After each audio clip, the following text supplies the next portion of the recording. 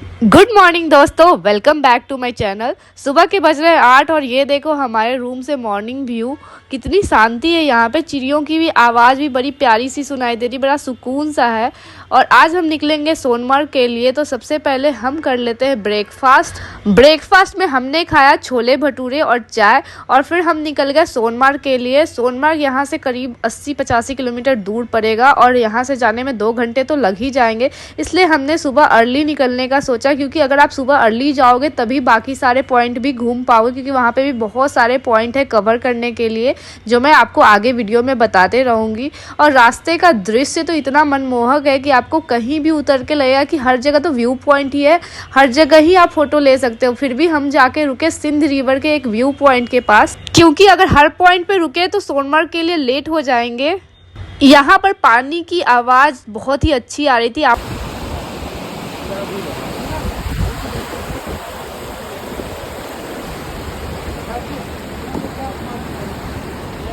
फिर हमने किया फोटो सेशन, जिसमें मैंने कुछ ऐसे पोजेस दिए जैसे कोई जाना माना मॉडल हो। एक तरफ हम और दूसरी तरफ पहाड़ और पानी, मैच मेड इन हेवन है यार। यहाँ की खूबसूरत पानी और ग्रीनरी सराउंडिंग से हमें बहुत ही खुशी मिली, बहुत सारे मज़े किए और बहुत यादें समेटी। और फिर हम निकल गए आगे की सफ़र के लिए। मन तो यहाँ से जाने का नहीं कर रहा था, बट ज़िंदगी का नाम चलना है, तो हम निकल गए आगे की सफ़र की ओर। और खिड़की से बाहर झांकते हुए लगा कि यह तो स्वर्ग की सड़कें हैं। रास्ते का मनोरम दृश्य, ऐसा कि मानो इंस्टाग्राम के लिए ही बना हो।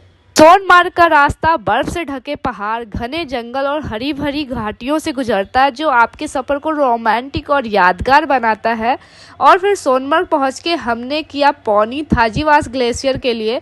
आप चाहो तो आप ट्रैकिंग करके भी जा सकते हो, बट कम से कम 2 घंटे लग जाएंगे जाने में ट्रैकिंग करके।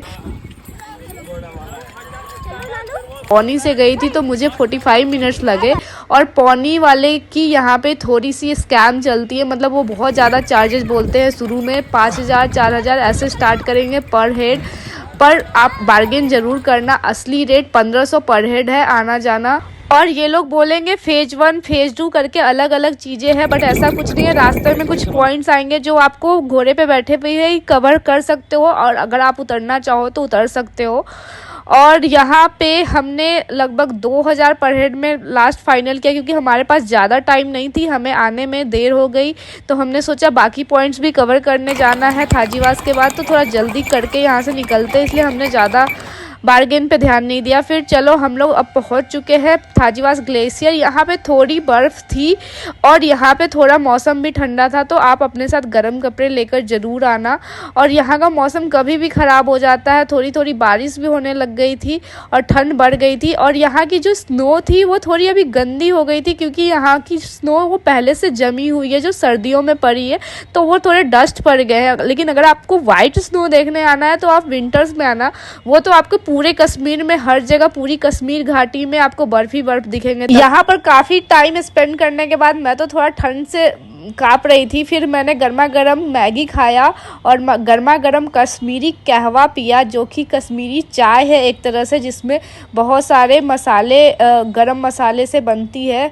और फिर थाजीवास ग्लेशियर से वापस आने टाइम हम लोग रुके एक व्यू पॉइंट पे, जहाँ पे हमने थोड़ा सुकून के पल एंजॉय किए। और यहाँ पे हमारे घोड़े, एक मस्तानी और एक लकी, हमारा वेट कर रहा है। और ये है हमारे घोड़े वाले भैया। मस्तानी उधर छुपा हुआ है लकी। और फिर हमने यहाँ से काफ़ी सारे यादें लेके निकल गए वापस सोनमर्ग टैक्सी पॉइंट के लिए, जहाँ से हमने अपनी जर्नी स्टार्ट की थी थाजीवास के लिए पौनी से। और उसके बाद हम लोग सोचे कि चलते हैं 0 पॉइंट, बट एक्चुअली हुआ क्या कि 3 बजे के बाद 0 पॉइंट के लिए कोई कैब नहीं जाती है। इसलिए अगर आपको 0 पॉइंट जाना हो तो आप सुबह जल्दी, बहुत ही जल्दी निकलने का कोशिश करना। और वहाँ की सारी कैब 2:30 बजे के बाद कोई नहीं जाती, क्योंकि उधर काफ़ी टाइम लग जाता है, बहुत ही ऊपर चढ़ाई करनी पड़ती है और ट्रैफिक होती है, तो वापस आने में बहुत टाइम लग जाता है। इसलिए हम लोग आ गए बालताल वैली, जो वहाँ से 15 किलोमीटर दूर थी, टैक्सी स्टैंड थे। और यहाँ से अमरनाथ जी की यात्रा भी शुरू होती है, यहाँ से लगभग 13-14 किलोमीटर दूर है। बाबा बर्फानी की पवित्र गुफा, और अभी वो कुछ दिनों में स्टार्ट भी होने वाली है, जून एंड से 29 जून के करीब। और फिर हम लोग यहाँ से कवर करके रास्ते में कुछ व्यू पॉइंट पे रुकते हुए एंजॉय करते हुए वापस से श्रीनगर के लिए निकल गए, क्योंकि श्रीनगर में ही हमारा स्टे है। और सोनमर्ग टैक्सी स्टैंड पहुंचने के बाद वहां पे आप अपनी कैब से कोई भी पॉइंट नहीं जा सकते हैं, सारे पॉइंट यहाँ के यूनियन टैक्सी वाले ही ले जाते हैं। इसलिए आप लोग ये गलती कभी मत करना। अगर आप लोग को 0 पॉइंट जाना हो तो सुबह जल्दी निकलना और सबसे पहले 0 पॉइंट कवर कर लेना, और बाद में आप थाजीवास ग्लेशियर जाना, क्योंकि वहाँ के लिए पौनी तो आपको 3 बजे के बाद भी मिल जाएंगे, लेकिन 0 पॉइंट के लिए कैब आपको 2:30 बजे के बाद नहीं मिलेगा।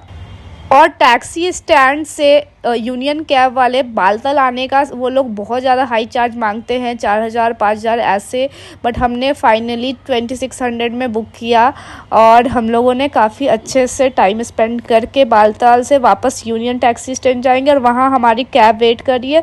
उस कैब में वापस से बैठ के हम श्रीनगर के लिए निकल जाएंगे, जो हमारे पैकेज वाले ड्राइवर की है। तो उसके बाद हमने रास्ते में काफ़ी प्यारे प्यारे भेड़ दिखे, इतनी सारी, और हमने अब तो 5 बज गया था, हमने सोचा अब यही टाइम है लंच करने का, तो हमने रास्ते में रुक के लंच भी कर लिया। और लंच वंच करके हम लोग काफ़ी थक चुके हैं आज घूम के। हम लोग पहुँचते हैं होटल और आप लोग से मिलते हैं अगले वीडियो में। बाय।